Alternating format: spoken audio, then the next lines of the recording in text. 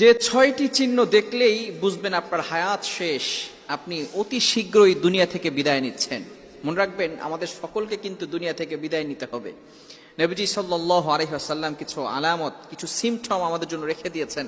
বিশেষ করে আল্লাহ পাক রব্বুল আলামিন কোরআনের ভিতরে এগুলো জানিয়ে দিয়েছেন যে কিছু কিছু বিষয় আছে, এগুলো যদি আমাদের সামনে চলে আসে ওই ব্যক্তি দুনিয়া থেকে বিদায় নিবে।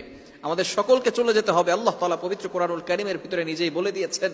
সূরা আলে ইমরানের 185 185 নম্বর আয়াতের একটি অংশে আল্লাহ তাআলা বলেন, কুল্লু নাফসিন দায়িকাতুল মাউত, all animals are mortal, so the man is mortal. প্রত্যেকটা প্রাণীকে মৃত্যুর স্বাদ গ্রহণ করতে হবে। The most certain thing in our life is death, and the most uncertain thing in our life is time of death. আমাদের জীবনের ভিতরে সবচেয়ে সুনিশ্চিত বিষয়ের নাম হচ্ছে মরণ।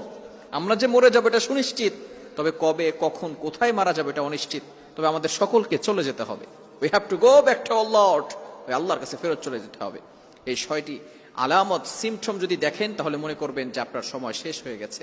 নাম্বার 1, নাম্বার হচ্ছে ইয়াউমুল মাউত, মৃত্যুর দিন। যেদিন আপনার মৃত্যু হবে ওই দিন আসমান থেকে আপনি ফেরেশতা আসতে দেখবেন। ফেরেশতারা আসমান থেকে নাজিল হবে, এটা আপনি চোখের দ্বারা দেখতে পাবেন। এখন কিন্তু আমরা ফেরেশতাদেরকে দেখতে পারি না, জিনদেরকে আমরা দেখতে পারি না। আল্লাহ পাক রব্বুল আলামিন আমাদের মাঝে আর ফেরেশতাদের মাঝে, জিনদের মাঝে একটা পর্দা ঢেলে দিয়েছে।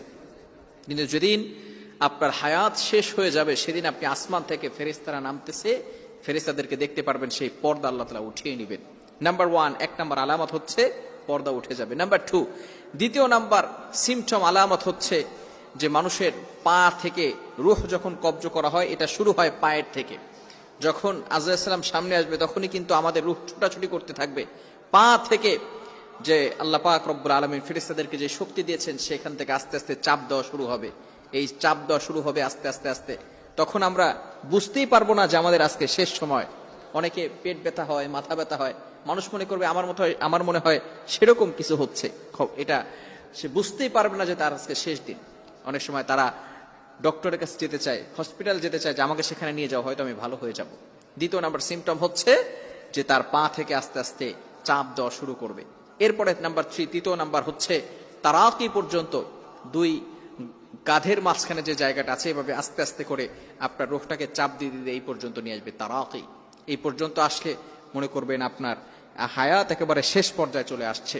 আল্লাহ তাআলা এই ব্যাপারে পবিত্র কোরআনুল কারীমের ভিতরে আয়াত নাজিল করে দিয়েছেন। সূরা কিয়ামার ভিতরে রয়েছে, কাল্লা ইযা বালাগাতিত তারাকি ওয়া কিলা মান রাক। আল্লাহ পাক রব্বুল আলামিন এখানে জানিয়ে দিয়েছেন, ওয়াযান্না আন্নাহুল ফিরাক ওয়ালতাফাতিস সাকু বিস-সাক। কি চমৎকার কথা আল্লাহ তাআলা পবিত্র কোরআনুল কারীমের ভিতরে আমাদেরকে জানিয়ে দিয়েছেন। এভাবে আস্তে আস্তে করে আমাদের রূহটাকে তারাকি